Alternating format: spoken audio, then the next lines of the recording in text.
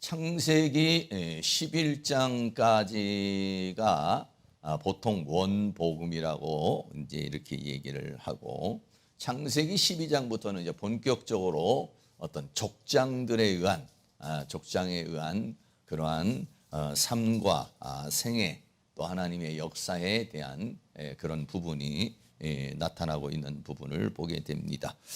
하나님께서 창세기 11장에 있는 바벨탑 사건 이후에 하나님의 이제 함의 그 자손에 의한 그러한 역사가 바벨탑을 쌓는 것이고, 하나님과는 관계되지 않은, 하나님이 원하시는 그런 삶을 살아가지 못하게 되는 그런 부분을 보고, 하나님께서는 이제 새로운 역사를 이루어 가기 위해서 이제 셈족, 그러니까 함족이 아니라, 하나님께서 노아가 셈을 축복을 했잖아요. 셈의 하나님을 축복을 했는데, 그 셈의 후손에서 하나님께서 이제 한 사람을 선택을 하게 됩니다. 그게 누구냐면 바로 아브라함이라고 하는 이제 그런 사람이죠.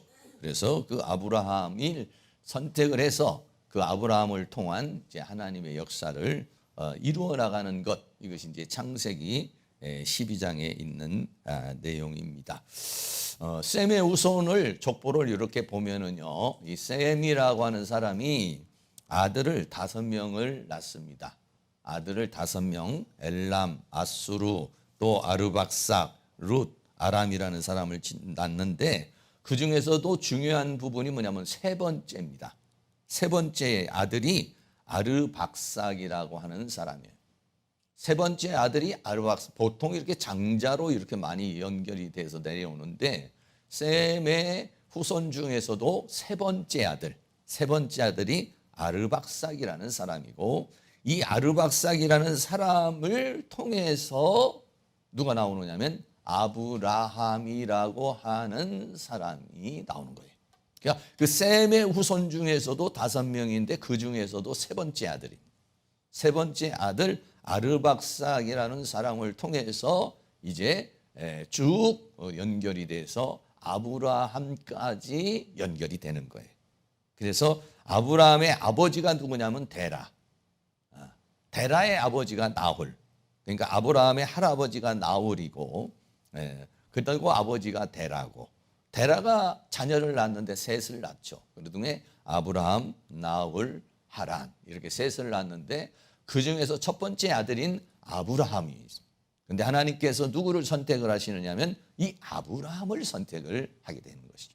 그러니까 아브라함이 선택을 받았기 때문에 세 번째 아들인 아르박삭이라고 하는 사람이 사실은 중요한 사람이 되는 것이죠.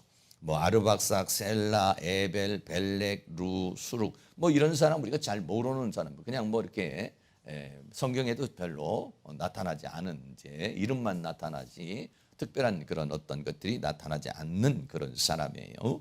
그래서 셈의 후손 중에서 바로 세 번째 아들을 통해서 이제 아브라함의 계보가 흘러오고 있다, 이런 것을 여러분들께서 보시면 되겠고, 하나님께서 이제 그 함의 자손이 그 세계를 이끌어 나가는 결과가 결국은 바벨탑이고 하나님의 심판이 이르게 되니까, 하나님께서는 이제는 셈의 그 후손 중에 아브라함을 선택을 해가지고 그 아브라함을 통해서 하나님의 역사를 이루어 가게 되는 모습을 봅니다. 그래서 하나님께서 아브라함을 선택을 하시고 하나님께서 아브라함을 부르시게 되는 모습입니다.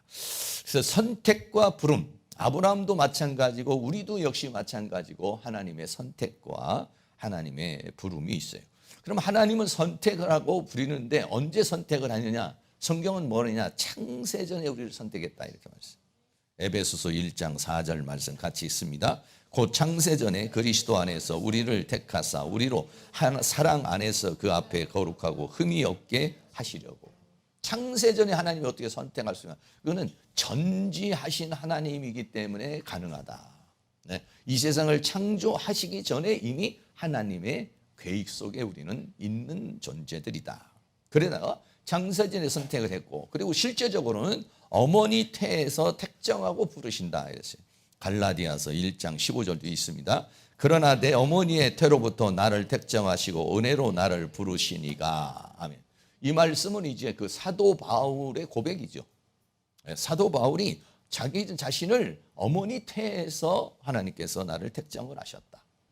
그리고 하나님께서 은혜로 어느 순간, 그러니까 사도 바울은 몇 살이에요? 약 30세 정도 나이에 하나님이 부르셨죠. 어떤 사람은 40세에 부름을 받는 사람도 있고 어떤 사람은 10대에 부름을 받는 사람도 있고, 근데 사도 바울은 하나님을 믿고는 있었지만은 하나님으로부터 부르심을 받은 때는 약 30세 정도. 그래서 어머니의 태로부터 나를 택정하시고 은혜를 나로 부르셨다. 또 하나는 다른 관점에서 세상에서 선택을 했다 이렇게 말했어요. 요한복음 15장 19절도 같이 있습니다.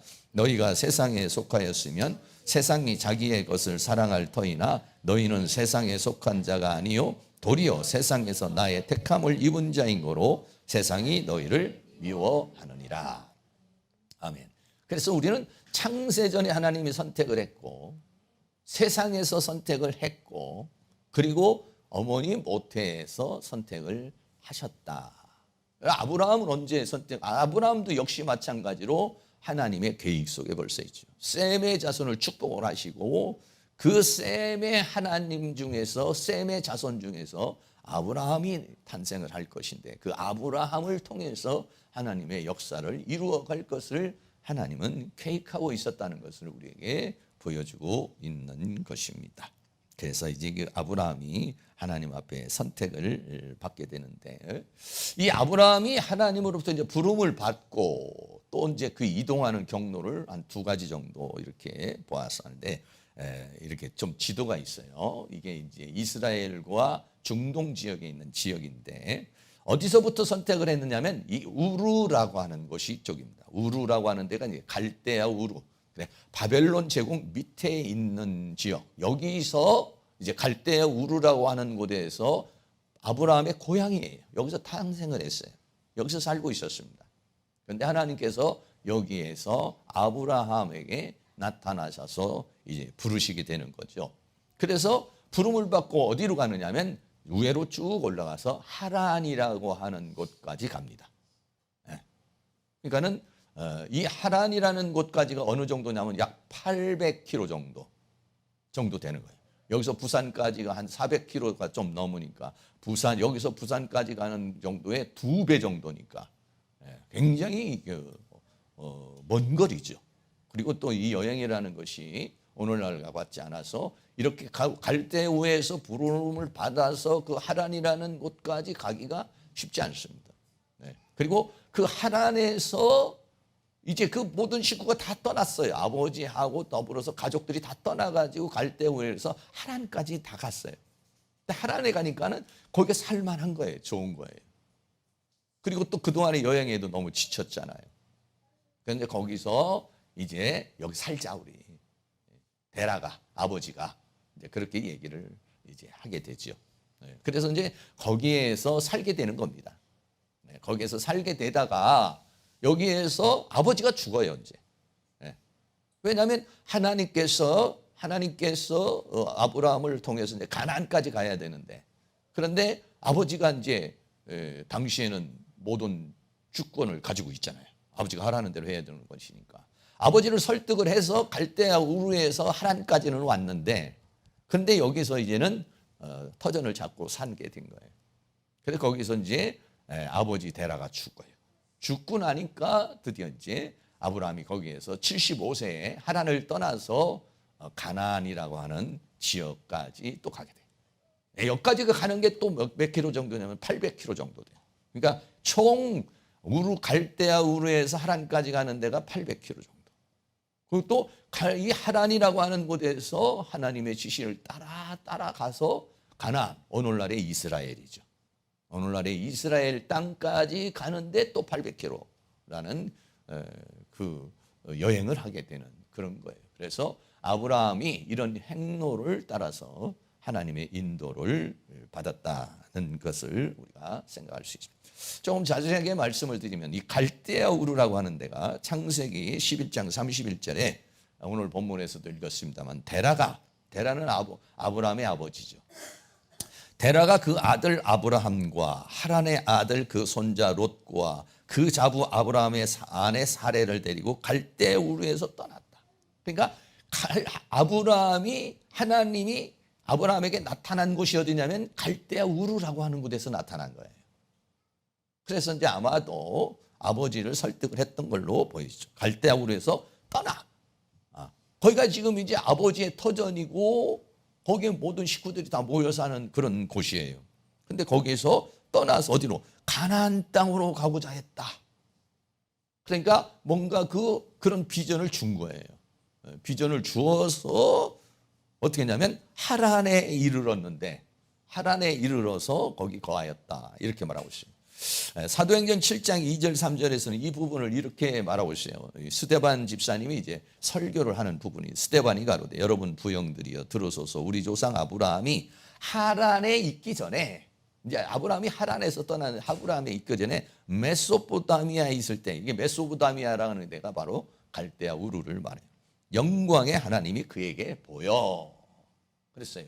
그러니까는 우리가 이제 창세기 12장만 보면은 아브라함에게 하나님이 나타난 것이 하란으로 이렇게 착각을 하는데 그렇지가 않아서 우루 갈대아 우루라고 하는 곳에서 그래서 내 고향과 친척을 떠나 내가 내게 보일 땅으로 가라. 갈대아 우루에서 그렇게 이야기를 한 거예요.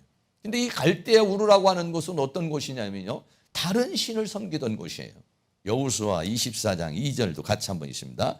여호수아가 모든 백성에게 이르되 이스라엘 하나님 여호와의 말씀에 옛적에 너희 조상들 곧 아브라함의 아비 나홀의 아비 데라가 강 저편에 거하여 다른 신들을 섬겼으나 보통은 그래서 여기에서 다른 신을 섬기고 우상을 만드는 일을 했다라고 이렇게 이야기를 하고 있는 것이죠. 그래서 갈대아 우르라고 하는 곳에서 다른 신을 섬기고 살던 데인데 하나님이 아브라함에게 나타나신 거예요. 그러니까 아브라함이 아버지를 설득을 했겠죠. 하나님 아버지, 내가 하나님께서 이렇게 나에게 나타나셔서 이웃을 떠나라고 그러는데 아버지 어떻게 합니까? 근데 다행히도 아버지가 그 이야기를 들어주는 거죠. 그래서 어디까지 갔느냐면 하란까지 가요. 근데 하란까지 가가지고는 더 이상 전진을 못해요. 네. 왜? 아버지는 직접적으로 하나님으로부터 계시를 받지 않았잖아요. 직접적으로 아버지는 하나님과의 관계가 없기 때문에 그런 사람들은 이게 어려운 거예요. 하란에 머물게 되죠. 그러니까 하나님께서 아마도 데라를 거기에서 데려가신 걸로 보여지죠. 아비가 죽습니다. 하란에서 죽어요. 사도행전 7장 4절에 아브라함이 갈대아 사람의 땅을 떠나 하란에 거하다가 아비가 죽음에 하나님이 그를 거기서 너희 시방과는 이 땅 가나안 땅으로 옮기셨다라고 그렇게 말하고 있습니다. 그리고 창세기 11장 32절에도 데라는 205세를 향수하고 하란에서 죽었다. 아마 데라가 거기에서 아마 계속해서 아들과 함께 가나안으로 갔다면은 좀 더 오래 살아갈 수 있지 않았을까 이제 이런 생각을 해요. 그런데 그 하란에서 머물면서 아버지가 걸림돌이 되는 거예요. 아버지가 걸림돌이 되니까 이제 그 아버지가 죽습니다. 하란에 죽고 그래서 아브라함이 75세에 하란을 떠났다. 창세기 12장 4절에 이에 아브라함이 여호와의 말씀을 쫓아갔고 롯도 그와 함께 갔으며 아브라함이 하란을 떠날 때 그 나이가 75세. 그러니까 아브라함이 75세에 하란을 떠났으니까 몇 세에 하나님이 나타나신지는 잘 몰라요. 갈대아 우르라고 하는 곳에서 하나님이 나타나셨으니까. 하나님이 부르신 시점이 뭐 정확하게 안 나와 있고 그것이 5년이 됐든지 10년이 됐든지 어느 기간이 지나고 그리고 하란에서 아버지가 죽고 난 다음에 그 다음에 이제 아브라함이 이제 그 하란을 떠나서 하나님이 지시한 곳으로 떠나가게 되었다는 것을 우리에게 말씀해 주고 있는 것입니다. 그래서 창세기 12장에 와서 하나님께서 뭐라고 그러냐면 본토 친척 아비집을 떠나라 라고 그렇게 말씀을 하고 있습니다. 첫 번째 본토를 떠나라. 이 본토를 떠나는 것은 지역과의 관계를 가리켜서 말합니다. 창세기 12장 1절에 여호와께서 아브라함에게 이르시되 너는 본토 친척 아비 집을 떠나 내가 내게 지시할 땅으로 가라. 이 본토라는 말은요 에레츠라는 말은 뭐냐면 그냥 보통 땅이라는 말이에요. 그러니까 너의 땅, 그러니까 너가 살고 있는 땅을 이런 의미예요. 그러니까 그거를 다른 성경에는 고향이라고도 그러고, 근데 자기가 태어난 곳이고, 자기가 태어난 곳이고 살고 있는 곳, 이것이 뭐냐면 본토라는 에레츠라고 하는 그런 곳이에요. 사람이 어떤 지역에서 살고 있는지, 어떤 장소에서 사는지, 어떤 거주지에서 사는 것은요 매우 중요한 거다라는 것이에요. 저도요 처음에 서울에서 살다가 인천에 내려와 목회를 하기 위해서 인천에 내려왔잖아요. 그래서 간석동에서 살았죠. 간석동에서 살 때가, 그리고 살다가 다시 교회가 옮겨져서 구월동 쪽으로 이사를 가게 되죠. 구월동 쪽으로 이사를 가게 됐어요. 간석동이라고 하는 데는, 간석동은 뒤에가 산이 있는데 그 산은 이 계양산과 같이 좋은 산이 아니라 아주 음란한 산이고, 그 무당들이나 귀신들이 득실득실대는 그런 산이에요. 그리고 산동네로 이렇게 이어지는데 그 산동네에 가면 전부 다 깃발들이 있어요. 그러니까는 아주 영적으로 좋지 않은 그런 지역이죠. 근데 이제 처음에 목회를 할 때 아주 거기서 고생을 많이 했어요. 구월동 쪽으로 와서 지금 있는 길병원 있는 쪽으로 갔어요. 거기는 이제 도시가 싹 만들어져서 깨끗하고 뭐 점집이나 이런 데가 별로 없어요. 그러니까는 공기도 맑고 영이 맑아, 영이. 그런 영들이 그래도 이게 뭐야? 거기서 간석동에서는 막 영들이 막 별별 영들이 다 역사를 하고, 우리 교회 나오는 사람도 무당도 나오고 뭐 이렇게 됐는데 그 구월동으로 하니까요 그런 게 없어요. 깨끗해요. 아주 좋아요. 동네도 좋고. 그러다가 이제 어디로 왔느냐? 다시 이제 여기 연희동으로 왔어요. 연희동은 이제 구월동은 좀 번화한데 연희동은 조금 그렇게 번화하지 않아요. 그러다가 이제 다시 이제 계산동으로 왔어요. 근데 제가 제일 좋은 데가 어디냐? 계산동이에요. 여기는 첫째 뭐가 좋냐? 지하철이 있어서 좋고, 두 번째는요 교통이, 어디를 가더라도 교통이 편해요. 그리고 또 뭐가 있느냐? 계양산이 있어요. 이 계양산은 음란한 산은 아니에요. 물론 저쪽에 넘어가면 저 무당골도 있긴 하지만은 대체적으로 이 계양산은 뭐 그런 음란한 산은 아니고, 그리고 계양산에 저도 운동하러 이렇게 가고 둘레길도 잘 만들어 놓고, 이래서 아주 그 사람들이 굉장히 많이 찾아오는 곳이잖아요. 이런 일반 사람들이 많이 찾아와서 상권도 되는 그런 지역. 그러니까 사람이 어느 지역에서 사느냐 하는 것은 굉장히 영향을 많이 받는 거예요. 네. 갈대아 우르에서 살아요. 거기는 뭐냐? 다른 신을 섬기던 곳이에요. 우상을 만드던 곳이에요. 네. 그러니까 거기는 하나님께서 거기에서는, 거기에 있어서는 어떤 하나님의 뜻을 이루어가기가 어려운 거예요. 그러니까 하나님이 원하시는 장소가 있어요. 네. 여러분들도 좋은 장소에서 사시길 바라요. 그리고 개척을 할 때는 그런 생각이 들었어요. 개척을 할 때마다 그렇게 몇 번을 이사를 하니까, 하나님 이사 안 하고 내 건물에서 살았으면 좋겠습니다. 이제 이런 이제 기도를 했죠. 기도를 해서 결국은 이제 여기 와서 이 건물이 이제 하나님께서 주심으로 이제 더 이상은 이사 가지 않고 이렇게 이제 살게 되는 그런 상황이 이렇게 됐어요. 그렇습니다. 그래서 어떤 장소에서 살아가느냐는 것이에요. 그래서 그 장소에 굉장히 큰 영향을 받는다는 것이에요. 하필이면은 무당이 옆에 있는 데서 산다든지, 절이 있는 데서 산다든지, 귀신들이 득실되는 데서 산다든지, 그러면 그 영적 공격을 받는 거예요. 영적 공격을 많이 받아요. 그러니까는 그런 것도 별로 좋지를 않아요. 저희가 또 집도 이제 여기 위에서 살다가 아파트로 갔는데 거기도 참 좋아요. 아파트는 조그마한 단지인데 아주 좋고, 여러 가지 살기가 사람이 얼마 없어서 아주 살기가 편하고 아주 좋고, 공기도 좋고, 여러 가지로 그런 영적인 그런 상태도요 아주 좋아요. 그런 것들이, 근데 뭐 꼭 이사를 가도 뭐 이렇게 너무 안 좋은 데로 간다든지, 그런 거 어느 장소로 가는 거 굉장히 중요한 그런 것이죠. 그래서 하나님께서는 그 이스라엘이라고 하는 땅, 이 이스라엘이라는 땅이 이 우주, 이 지구 전체의 아주 중심 센터 같은 자리거든요. 그리고 거기에는 뭐냐? 열강들이 있는 곳이란 말이에요. 그 하나님의 어떤 섭리와 뜻을 가지고 있는 그런 나라죠. 이게 하나님의 선택. 이 모든 지구상에서도 그 중에서도 하나님이 선택한 장소라고 하는 그 가나안이라고 하는 그런 곳이 그것으로 이제 가야 되는 거예요. 가야 되는 그 경로가 있어요.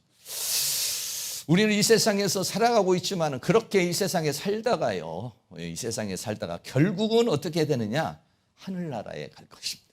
할렐루야. 그래서요. 히브리서 11장 16절에서는 저희가 이제는 더 나은 본향을 사모하니 곧 하늘에 있는 것이다. 이 세상에 그렇게 거쳐서 살다가 우리는 어떻게 하냐? 하늘의 본향. 왜? 진짜 내 영혼의 고향은 하늘이에요. 우리는 거기서 왔거든요. 거기서 와서 이 땅은 태어난 고향이고 거기는 진짜 본향이에요. 그래서 이 땅에 살다가 정거장같이 순례자의 삶을 살다가 우리는 거기를 가는 겁니다. 할렐루야. 그 갈 때 여러분들이 좋은 모습으로 이 세상이 다인 것으로만 24시간 주어진 그 시간을 이 세상만을 위해서 살면 안 돼요. 나에게 준 그 시간 속에서 내가 이제 본향에 돌아가서 살 것을 준비를 해야 돼요. 그래서 여러분들이 어디에다가 또 비중을 두느냐가 더 중요한 것입니다. 이 땅에 비중을 두느냐, 그 나라에 비중을 두느냐는 거인데 본토를 떠나가게 하는 그런 모습. 저도요 돌아보면은요 저희 가정이 처음에는 예수 안 믿고 이런 가정에서 하나님께서요 거기서 빠져나오게 만들더라. 같이 있다가 보면 트러블이 생기고 영적인 여러 가지 문제가 생기니까 이제 나오게 됐어요. 그래 이제 결혼을 이제 좀 일찍 하게 되는 그런 모습을 보여요. 하나님이 지역을 떠나게 하더라고요. 어떤 지역에서 살고 있었는데 그 지역에서 떠나야 관계가 다 끊어져 버리거든요. 새로운 관계를 맺게 하기 위해서 새로운 지역으로. 그래서 서울에서 살다가 개척을 하면서 인천이라고 하는 이런 지역으로 이렇게 하나님께서 떠나게 하는. 이 인천에 와서 목회를 개척을 하는데도요. 한 6개월 기도를 해서 장소를 사실은 찾은 거예요. 근데 6개월 걸려서 장소를 찾은 장소가 아주 힘든 장소로 아주 어려운 장소. 내가 제일 싫어하는 스타일의 그런 장소로 하나님께서 보내시더라고요. 내가 원하는 곳은 강남이었어요. 강남에 가서 좀 돈도 좀 있고 좀 많이 배우고 동네도 좋고 이래가지고 그쪽으로 가려고 했는데 인천으로 오니까는 정말 힘들었어요. 서울에 살다 인천에 오니까 교통도 불편하지. 인쇄를 하려고 해도 서울로 가야 되지. 인천 없는 게 너무 많고 건물도 없고 오각형으로 된 건물을 또 주시다. 근데 내가 제일 싫어하는 술집이 앞에 시장이 있는데 그 시장을 갖다가 꼭 지나야만이 우리 교회를 가는 거예요. 그러려면 뺑 돌아야 되는 거예요. 어렸을 때부터 우리 아버님이 막 술 드시고 하는 거 아주 그냥 술 그러면 나는 머리가 빙빙빙 도는데 그걸 지나가야 돼요. 어느 때는 지나갈 때마다 그냥 코를 막고 숨을 안 쉬고 그냥 거기를 맨날 하여간 제일 그래서 훈련을 거기서 많이 받았어요. 많이 받고 힘들고 그러는 하나님의 어떤 섭리가 있었죠. 두 번째는요 친척을 떠나라 했어요. 친척은 인간관계를 말하는 것입니다. 창세기 12장 1절 너희 본토 친척을 떠나. 이 친척이라는 말은 모레데트라는 것은 뭐 가족 그리고 연결된 혈통의 관계에 있는 사람들 이런 사람을 모레데트라고 그렇게 이야기를 해요. 그 또 인간관계를 새로운 인간관계를 만나. 과거에 만났던 사람들을 만나게 되면 옛사람으로 돌아가 버리게 되니까 새로운 인간관계를 만든 거예요. 그래서 로마서 8장 28절에 우리가 알거니와 하나님을 사랑하는 자 곧 그 뜻대로 부르심을 입은 자, 이 사람을 만나게 되는 거예요. 이제 하나님을 사랑하는 자, 그 뜻대로 부르심을 입은 자. 그래서 이들이 모여가지고 합력하여 선을 이루는, 하나님의 원하는 뜻을 이루기 위해서는 하나님을 사랑하는 자, 그 뜻대로 부르심을 입은 자들과의 인간관계, 과거의 인간관계가 아닌 새로운 인간관계를 맺으면서 이제 살게 하는 그런 모습을 우리는 보게 되죠. 새로운 인간관계를, 아브라함이 이제는 그 갈대우르에서 하나님을 믿지 않는 우상을 섬기는 그러한 인간관계가 아닌 새로운 인간관계를 이제 맺게 하기 위해서 떠나라는 거죠. 우리는 다 그런 경험이 여러분들에게도 있어요. 저도요. 예수 믿고 신학하고 이렇게 하다 보니까요, 친구들이 다 끊어지더라고요. 왜? 뭐 그 만났던 사람들이 다 끊어져요. 과거의 사람들이 다 끊어져요. 연결되는 사람이 없어요. 왜? 지역도 옮겨버렸지. 삶에 벌써 모든 방향이 달라져 버리니까. 새로운 가족의 관계. 마태복음 12장 50절에 누구든지 하늘에 계신 내 아버지요 뜻대로 하는 자가 내 형제요 내 자매요 모친이라 하시더라. 이 예수님께서 하신 말씀이시죠. 예수님을 찾아온 부모 형제를 얘기를 하니까 누가 나의 형제요 누가 나의 모친이냐, 하늘에 계신 내 아버지의 뜻대로 행하는 자라라고 그렇게 말하고 있습니다. 새로운 인간관계를 형성하는 것이죠. 신학교에 가서 신학을 하는 사람들, 믿음의 사람들, 은혜의 사람들, 이런 사람들을 만나게 이제 하는 것이죠. 새로운 관계가 필요하다는 거예요. 새로운 인간관계. 우리가 이 세상에서 살면서 누구를 만나느냐는 것은 굉장히 중요한 부분이죠. 첫째는 배우자를 누구를 만나느냐. 배우자를 누구를 만나느냐. 그래서 정말 다른 기도도 많이 하지만 배우자를 놓고 정말 기도를 많이 해야 돼요. 왜? 평생을 같이 살아야 되니까. 그 다음에는요, 학교에 가서 선생을 만난대. 어떤 많은 사람들이 보면은 훌륭하고 착한, 이렇게 훌륭한 사람들을 보면은 그 선생님의 그 영향을 받아가지고 꿈을 키우고 성공한 사람이 많더라고요. 또 어떤 친구는 그 선생님의 영향을 받아가지고 삐뚤어지게 되고 인생을 망가뜨리게 되는 그런 선생님들도 있더라고요. 네, 선생님을 만나는 거. 또 특별히 이제 목회자를 만나는 거 중요해요. 어떤 목회자를 처음 어떻게 만나느냐. 자기하고 잘 맞는 그런 목회자를 만나서 또 이렇게 살아가는 거. 이게 굉장히 또 자기에게는 중요한 그런 부분이죠. 그런 것들은 어떻게 하냐. 기도를 정말 많이 해야 되는 그런 부분들이죠. 또 나아가서는 동료를 만나고 일반 사람들을 만나고 그러면서 이제 삶을 살아가는 것입니다. 근데 하나님께서는 그 가족들과의 친척들과의 관계를 다 끊어라라고 그렇게 말했어요. 그냥 호롤단신으로 이제 떠나라는 거예요. 호롤단신으로. 그런데 이 아브라함이 하나님의 말씀을 아직은 믿음의 단계가 큰 단계가 못 돼서 어떻게 했냐면 조카 롯을 끊지 못하고 데리고 가죠. 창세기 12장 4절에 보면 이에 아브라함이 여호와의 말씀을 쫓아갔고 롯도 그와 함께 갔으며 아브라함이 하란을 떠날 때 그 나이 75세였더라 라고 그랬어요. 이 롯이 누굽니까? 자기 동생의 자녀예요. 자기 동생의 자녀인데 그 동생 하란이 죽었어요. 그리고 이 아이가 또 어떻게 되냐? 고아가 됐어요. 고아는 아니지만 엄마가 있으니까 고아는 아니지만 홀로 됐어요. 네. 그래 그 아이를 어떻게 했느냐? 그런데다가 아브라함은 또 자녀가 없어요. 그러니까는 자식처럼 그 아이를 키우게 되죠. 그러니까는 다 친척을 떠나라. 모든 관계를 끊으라고 그러는데도 그거를 못 끊는. 사람들은 정이 있고 그걸 끊는다는 게 자기에게 불리할 것이라고 생각을 하는 데서 롯을 데려가는데, 그러나 롯을 데리고 가는데 롯은 이 아브라함과는 달라요. 이게. 그러니까 우리가 관계를 맺을 때 어떤 사람과의 관계를 맺어야 되느냐? 하나님의 원하는 사람, 하나님과의 관계가 같은, 방향이 같은 사람과 만나야 되는 거예요. 근데 하나님의 부르심과 관계가 같은 사람은 만나면 이게 오래 지속이 되는데 그러지 못하면 언젠가는 헤어지게 돼요. 유익이 되질 않아요. 그래서 결국은 롯을 데려가지만 결국은 롯과 헤어지게 되고 롯을 통해서 아브라함이 고생도 하고 여러 가지 마음고생을 하고 어려움을 당하게 되고, 그리고 또 결국은 롯이라는 사람은 하나님이 원하는 사람이 아니에요. 그 사람은 소돔과 고모라 사람이에요.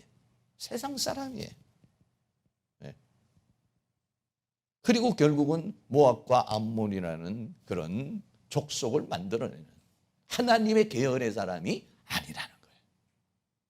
그러니까 우리들이 누구를 만나고 하는 거, 인간관계를 하면서 이렇게 살아가는데 이 사람이 하나님의 사람인가?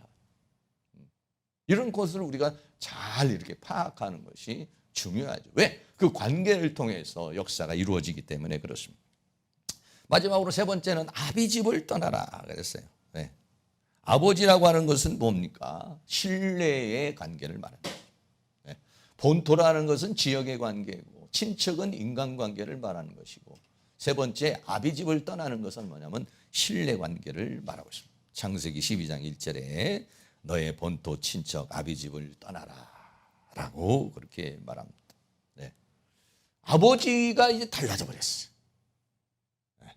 예수 믿는 사람은 어떻게 되냐? 예수 믿기 전에는 나를 낳아준 아버지와의 관계 속에 살고 그 아버지의 지시를 따라서 이제 삶을 살아가는데, 예수를 믿고 나서는 이제 하나님 아버지가 만난 거예요. 네. 그래서 우리는 뭐냐? 하나님의 자녀가 되는 거죠. 요한복음 1장 12절에 영접하는 자, 곧 그 이름을 믿는 자는 하나님의 자녀가 되는 권세를 주셨다. 그 새로운 탄생이에요. 땅의 아버지가 있지만 이제 영의 아버지가 우리에게 생겨진 것이죠. 그래서 성경은 마태복음 23장 9절에 같이 한번 있습니다. 땅에 있는 자를 아비라 하지 말라. 너희 아버지는 하나이시니 곧 하늘에 계신 자신이라. 아멘. 네.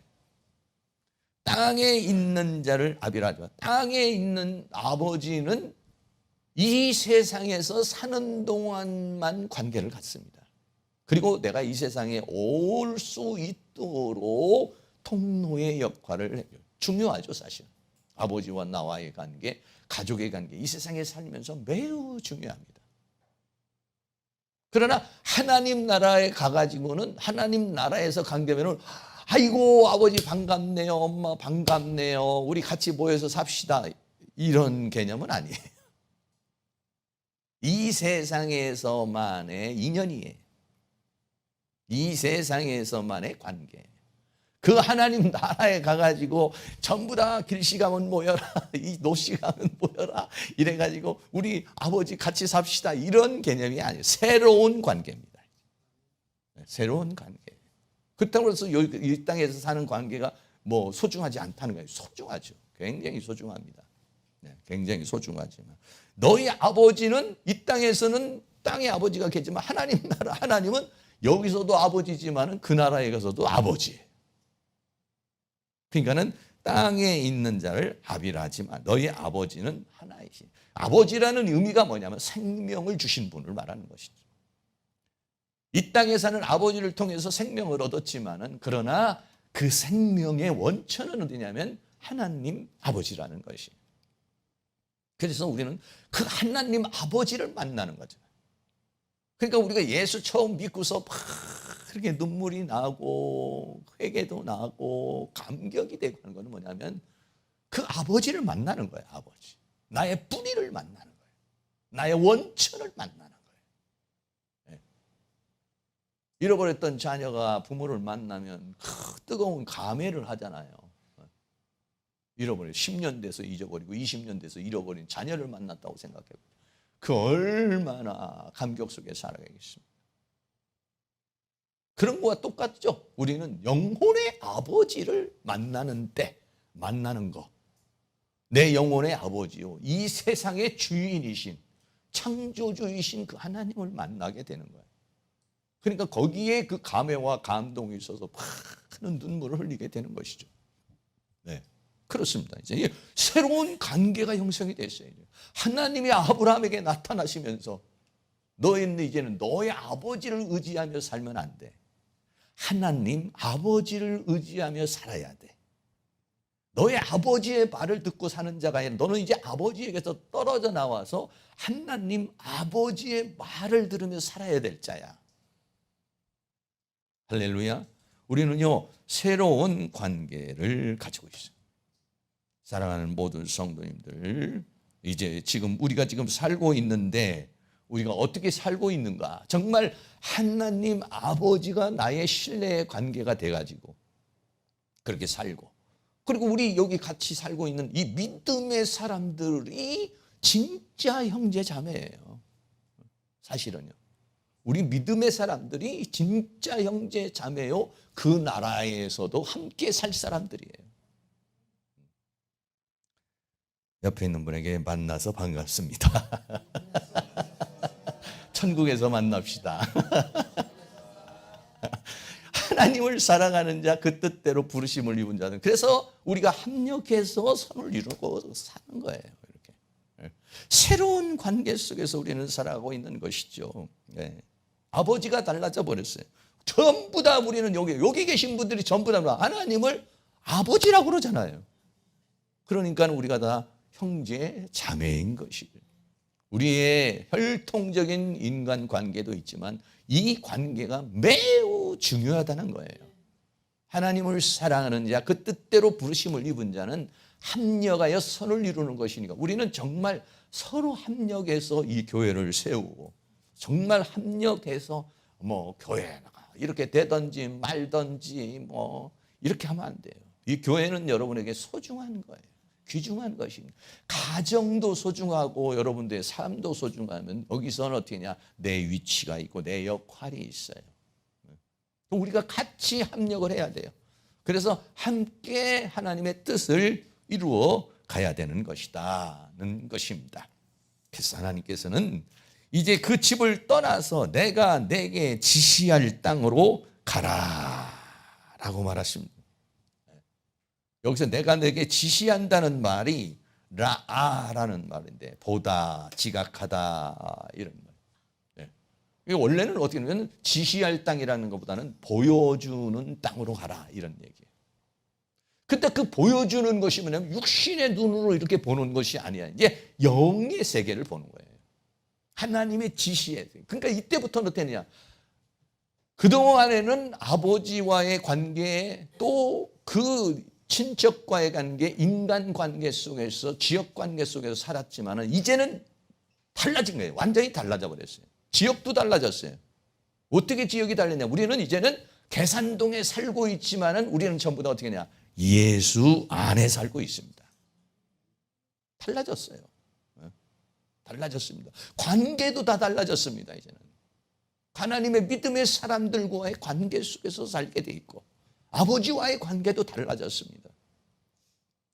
그래서 어떻게 하느냐? 이제는 지시를 받으며 살아야 되는 거예요. 이제는 하나님의 지시를 받으며 살아야. 그러니까 어떻게 하냐? 영의 귀가 열려야 되고 영의 눈이 열려야 되고, 그래서 성령을 받아가지고 이제는 하나님이 나에게 뭐라고 말씀하시는가, 하나님이 나에게 뭐라고 지시를 하시는가, 하나님이 나에게 말씀하시는 그의 귀를 쫑긋 세워야 돼요.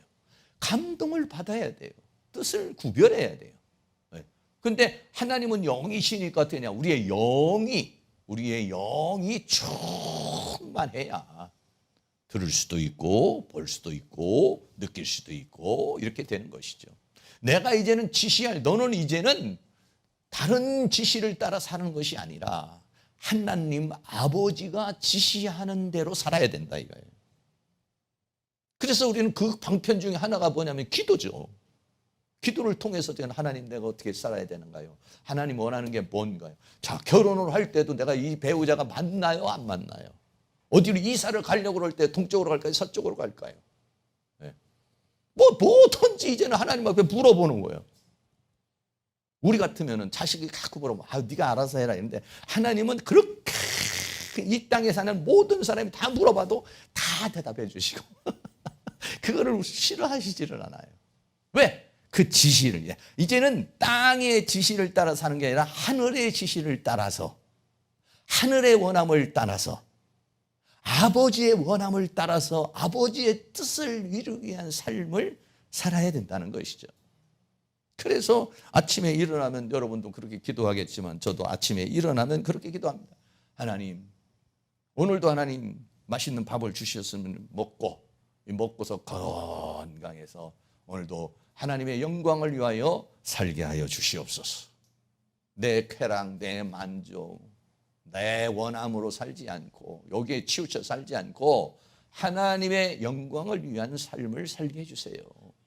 그리고 오늘도 항상 기뻐하고 쉬지 말고 기도하고 범사에 감사하며 살게 해주세요.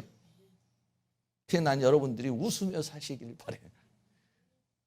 어떤 분은 평생 웃는 얼굴을 못 보는 경우가 많아. 여기 나갈 때도 좀 웃으면서 나가야 되는데 막 인상 쓰고 나가면 얼마나 은혜를 못 받았으면 저렇게 하고 나갈까. 아니, 들어올 때는 시커멓게 나가더라도 나갈 때는 좀 웃으면서 나가야 이게 되잖아요. 웃으며 사시기를 바랍니다. 목사님, 웃을 일이 없습니다, 나는. 웃을 일만 내라 맨 걱정, 근심만 있습니다. 이러시는 분도 있겠지만 성경은 뭐라고 했냐면 걱정하며 살아라, 근심하며 살아라, 짜증나며 살며라, 인상 쓰며 살아라, 이렇게 말한 부분이 없어요. 왜? 하나님 아버지가 계시니까. 그래서 이제 저도 마찬가지지만은 지금까지도 우리가 그렇게 살아왔지만은 이제는 하나님과의 관계 속에서 하나님의 지시를 잘 받아서 살았더니 아브라함은 최고의 존재가 됐어요. 아브라함이 만약에 갈대의 우르에서 있었더라면은 그저 그런 인생을 살았겠지만, 아브라함으로 살았겠지만은, 그러나 하나님의 부름 받으니까 아브라함, 열국의 아버지가 됐어요. 최고의 존재가 됐습니다. 이스라엘이 자랑하는 사람, 이스라엘이 나의 조상이 아브라함이라고 명예를 갖게 되는 사람, 하나님으로부터 인정받은 사람, 축복된 사람. 결국 아브라함은 하나님의 친구라고까지. 결국은 뭐냐면 부자가 죽어가지고 어디로 갔습니까? 나사로가 죽어가지고 아브라함의 하나님을 대변하는, 하나님을 상징하는 존재가 아브라함이에요. 저도 가만히 생각해보면 내가 예수 안 믿고 살았더라면 어떻게 살았을까? 무엇을 먹을까, 무엇을 마실까, 무엇을 입을까, 맨날 찌지고 걷고 싸우며 살지 않았을까? 어디 가서 깡패는 되지 않았을까? 어디 가서 사기꾼은 되지 않았을까? 어디 가서 혹시 감옥에 가 있지는 않을까? 별 생각을 다 해본데 예수 믿고 하나님 앞에 나와서 이렇게 회개를 하고, 그래도 단지 바르게 살려고, 하나님의 뜻을 따라 살려고 하는 이러한 삶의 길로 산다는 이 자체만 해도 너무 감사해요. 그렇지 못하면 어떤 삶을 살았을지 모르잖아요. 결론 내리겠습니다. 아브라함은 갈대아 우르에서 떠나서 하나님 나타나셨어요. 그리고 하나님이 말씀하셨어요. 그리고 이제는 본토 친척 아비집을 떠나서 내가 너에게 지시할 땅으로 가자. 이건 뭐냐? 나와 동행하며 살자. 할렐루야. 나와 함께하며 살자. 내가 너의 인생을 다 책임질 것이고 내가 너를 인도할 것이니 귀를 쫑긋 세우고 마음의 감동을 받아서 하나님과 더불어 살자라고 그렇게 말했어요. 사랑하는 모든 성도님들, 우리는 다 아브라함과 같은 그런 경험이 있고 체험이 있습니다. 그리고 또 우리는 그렇게 살고 있어요. 그런데 다시 한번 우리들이 아브라함과 같은 이 여정을 보면서 사랑하는 성도님들이 복된 길로 하나님의 인도하심을 받으며 살아가는 은혜가 있기를 주의 이름으로 축원합니다. 찬양하겠습니다. 아버지 불러만 봐도 우리의 영혼의 아버지, 나를 부르신 우리 아버지 하나님, 찬양 한번 같이 드리겠습니다.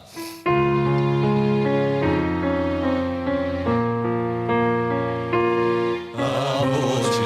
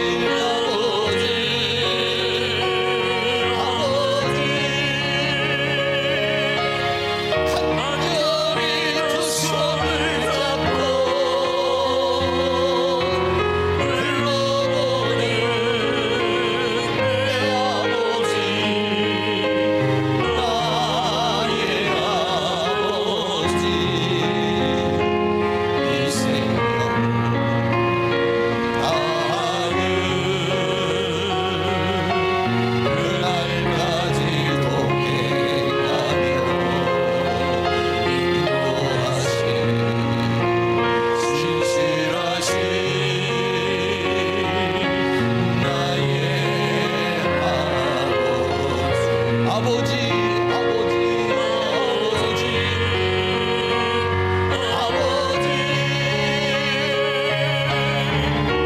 간절히 두 손을 잡고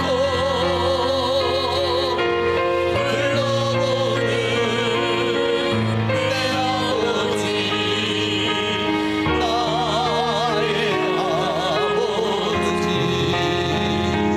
이 생명 다음 그날까지 동행하며 인도하시 상실하시 나의 아버지 한 번 더 부릅니다.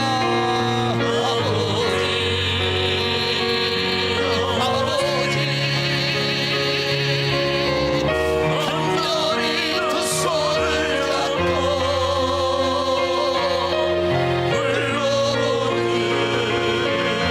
내 아버지 나의 아버지 이 생명 나를 그날까지 동행하며 인도하시 진실하시 나의 아버지. 이 시간 동성으로 한번 기도하겠습니다.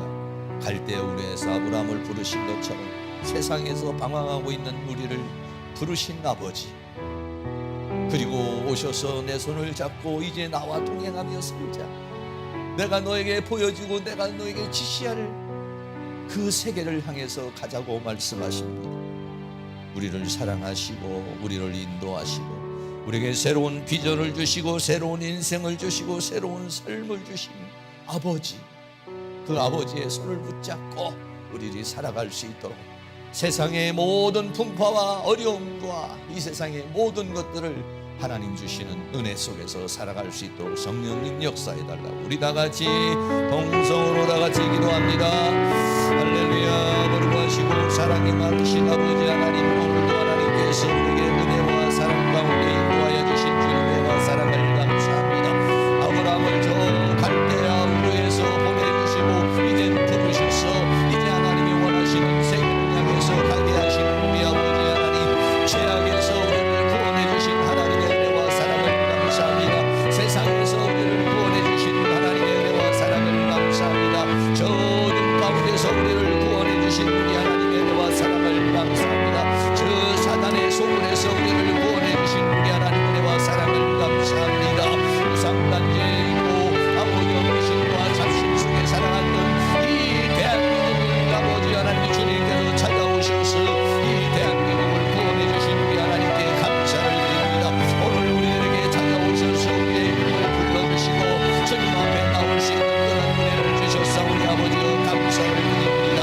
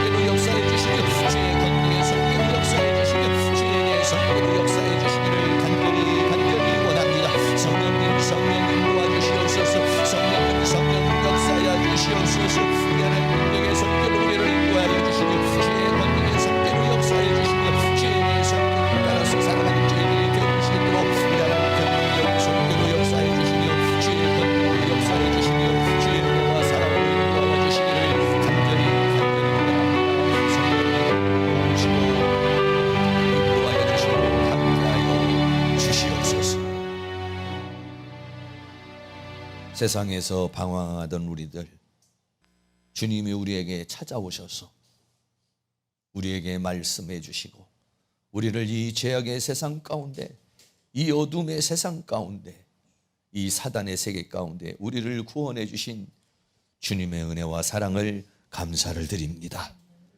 아브라함을 갈대우에서 부르신 것처럼 우리를 세상에서 부르신 주님 감사합니다. 창세전에 우리를 선택해 주셨으니 감사합니다. 어머니 모태에서 선택해 주시고 그리고 이 세상 가운데서 우리를 구별하여 선택해 주신 주님의 은혜와 사랑을 감사합니다. 주님의 부르심이 아니었다면 지금도 우리는 세상에서 방황하면서 살아가고 사단의 종로로 타면서 살아갔을 것인데, 주님이 우리를 부르시고 주님이 우리에게 은혜를 주시고 주님이 우리에게 구원을 주셨사오니 감사합니다. 그 은혜의 사랑을 늘 감격하며 살아가기를 간절히 원합니다. 이제는 본토 친척 아비집을 다 끊고 내가 너에게 지시할 곳으로 가라고 말씀하신 주님, 주여 우리의 눈을 열어서 그 하나님의 세계를 보기를 원합니다. 주님, 우리의 귀를 열어서 주님의 음성에 귀 기울이고 주님의 지시를 받으며 살아가는 저희들이 되기를 원합니다.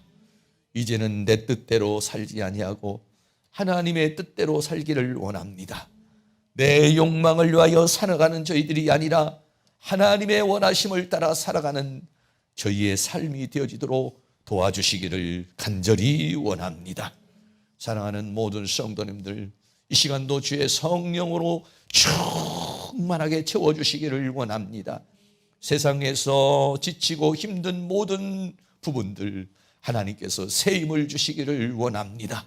질병의 세력을 치료하여 주시기를 원합니다. 병마가 예수의 이름으로 떠나가게 하여 주시기를 원합니다. 강건한 축복을 주시기를 원합니다. 더러운 귀신들이 예수의 이름으로 떠나가게 하여 주시옵소서. 병마가 예수의 이름으로 떠나가게 하여 주시옵소서. 악한 영의 세력이 예수의 이름으로 떠나가게 하여 주시옵시고 성령의 기름을 부어 주시옵소서. 머리부터 발끝까지 주님의 보혈로 덮어 주시옵소서. 씻어 주시옵소서. 성령으로 충만하게 하여 주셔서 하나님 주시는 힘과 능력을 가지고 하늘에 부르신 부름의 상을 향하여 힘있게 살아가는 저희들이 되어줄 수 있도록 은혜를 베풀어 주시옵소서.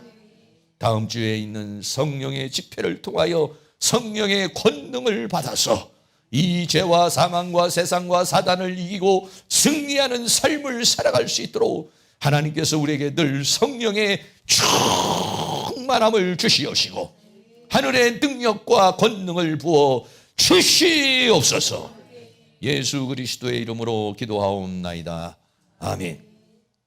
다 같이 자리에 일어나셔서 찬송가 434장 드리겠습니다.